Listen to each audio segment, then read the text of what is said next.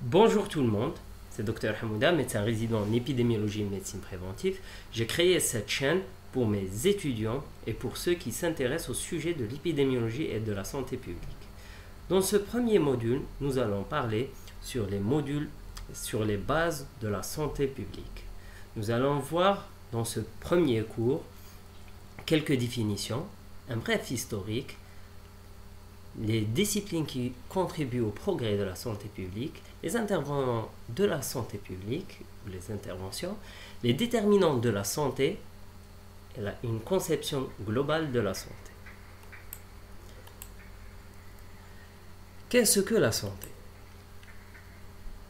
Pour les riches, en 1937, il a défini la santé comme étant la vie dans le silence des organes. C'est-à-dire tant que les organes ne se plaignent pas, on est en bonne santé.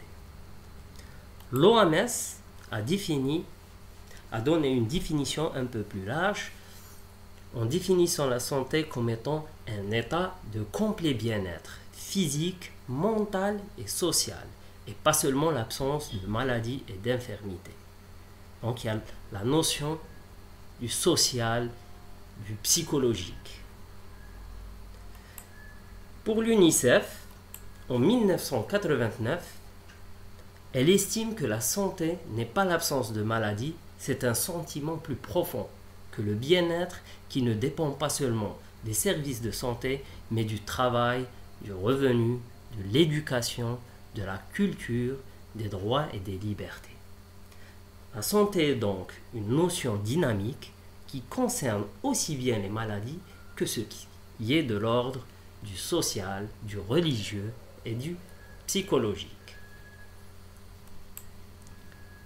L'OMS définit la santé publique comme étant la science et l'art de prévenir les maladies, de prolonger la vie et d'améliorer la vitalité mentale et physique des individus par le moyen d'une action collective, concertée visant à assainir le milieu, c'est-à-dire rendre le milieu plus sain. Lutter contre les maladies. Enseigner les règles d'hygiène personnelle. Organiser des services médicaux et infirmiers en vue d'un diagnostic précoce et du traitement préventif des maladies. Mettre en œuvre des mesures sociales propres à assurer à chaque membre de la collectivité un niveau de vie compatible avec le maintien de la santé. Les écrits relatent l'orientation vers la santé publique. Se situe à l'aube de la société moderne occidentale, entre le XIIIe et le XIXe siècle.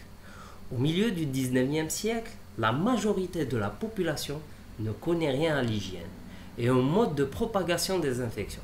La prévention des maladies épidémique fut la première préoccupation de santé publique. La première partie du XXe siècle se traduit par une multiplicité de préoccupations tant sociales que sanitaires. Parmi eux, la lutte contre la tuberculose, la lutte contre les maladies vénériennes, l'hygiène alimentaire, l'hygiène des lieux de travail et des prisons, la prophylaxie des maladies infectieuses.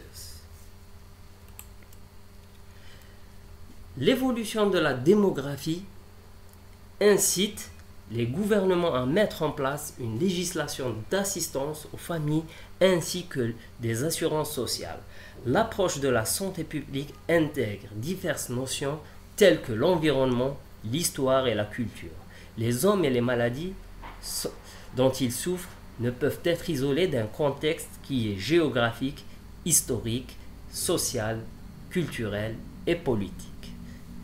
C'est normal, on voit quelques pathologies qui se situent dans le continent asiatique qu'on ne retrouve pas dans le continent, par exemple, de l'Amérique latine et vice-versa.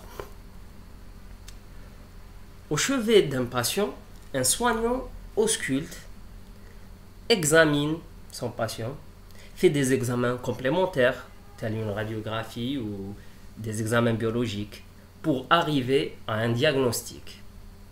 puis discute avec le patient les options thérapeutiques telles que la prise de médicaments ou une intervention chirurgicale. Et enfin, il met en œuvre un traitement. Ce n'est pas le cas pour la population. Au chevet d'une population, d'autres disciplines scientifiques sont nécessaires aux professionnels de santé publique pour faire le diagnostic de cette population. On peut citer, entre autres, l'épidémiologie, c'est-à-dire l'étude de la distribution des maladies dans le temps, l'espace et les groupes, est une science importante dans le cadre de la démarche de diagnostic communautaire. Deuxièmement, l'économie, qui participe à l'établissement des choix en fonction du coût des pathologies et des ressources nécessaires pour les combattre. Troisièmement, la sociologie, qui permet d'identifier les déterminants de la santé, de mesurer l'acceptabilité des interventions qu'on va faire, de comprendre les interactions entre acteurs du système de soins.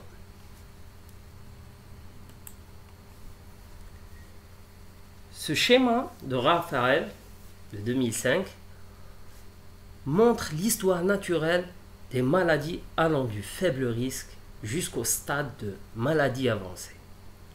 La santé publique intervient par des moyens de prévention primaires tels que vaccination, éducation sanitaire ou autres, quand le risque est minime voire nul, par des moyens de prévention secondaire, qui est le dépistage, avant l'apparition des symptômes de la maladie, afin de pouvoir traiter précocement cette maladie.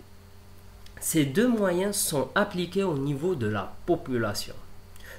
Une fois les symptômes ou la maladie révélés, l'intervention est au niveau individuel, par les moyens de prévention tertiaire.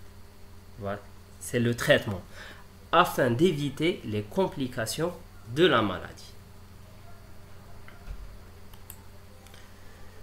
Pourquoi sommes-nous en bonne santé? Combien de temps notre état de bonne santé va-t-il durer? Est-ce que les progrès thérapeutiques sont-ils les seuls contributeurs à la santé individuelle et collective? Non, si on croit Thomas McCown, ce médecin et chercheur en sciences sociales a construit son argumentation sur une analyse détaillée de la mortalité par maladie infectieuse en Angleterre et Pays de Galles au cours du 19e et 20e siècle.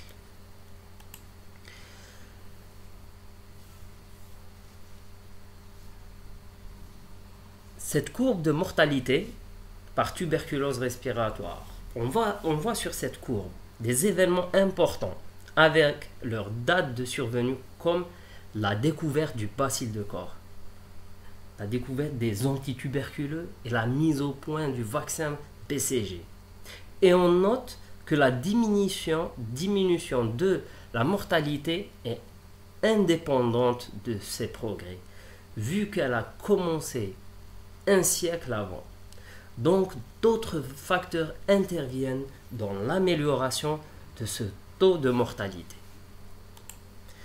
Pour Thomas McCown, par ordre d'importance, les facteurs qui ont contribué à l'amélioration de la santé en Angleterre et au Pays de Galles sont la diminution de la taille des familles, l'accroissement des denrées alimentaires, un milieu physique relativement plus sain, mais aussi des mesures préventives et thérapeutiques particulières.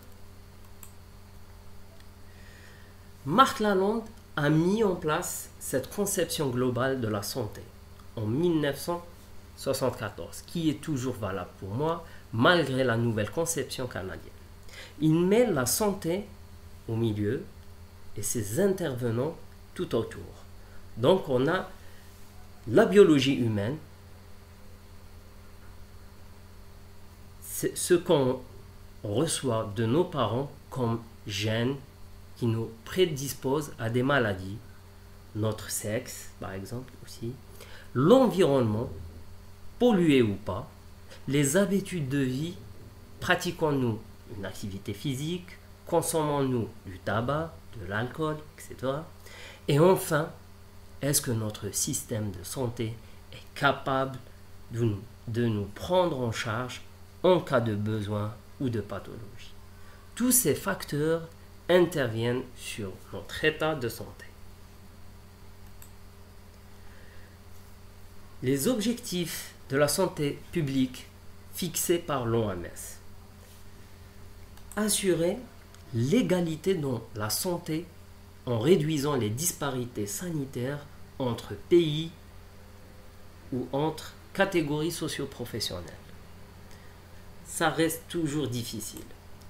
Ajouter de la vie aux années en donnant aux individus les moyens d'une plénitude physique et psychique optimale, c'est-à-dire améliorer la qualité de la vie, quelle que soit sa durée. Par exemple, la prise en charge de la dépendance, la lutte contre la douleur, lutte contre l'exclusion, amélioration de l'environnement. Ajouter des années à la vie, c'est-à-dire allonger l'espérance de vie en luttant contre la mort prématurée. Par exemple, lutter contre les accidents de la route, le suicide, les MST, VIH, SIDA, la mortalité périnatale ou infantile. Ajouter de la santé à la vie en diminuant la morbidité et l'incapacité. L'accès à des soins de santé efficaces est un des facteurs ou déterminants contribuant à améliorer ou maintenir la santé de la population. Parmi les autres déterminants de la santé, certains sont intrinsèques aux individus, par exemple le sexe, l'âge, qu'on ne peut changer. D'autres concernent les comportements, par exemple le tabagisme, l'activité physique. D'autres sont relatifs à l'environnement physique et social, comme la pollution, le risque professionnel, le soutien social. Le niveau de santé d'une population va dépendre de l'interaction entre ces multiples déterminants. Je vous remercie pour votre écoute et je vous dis à bientôt.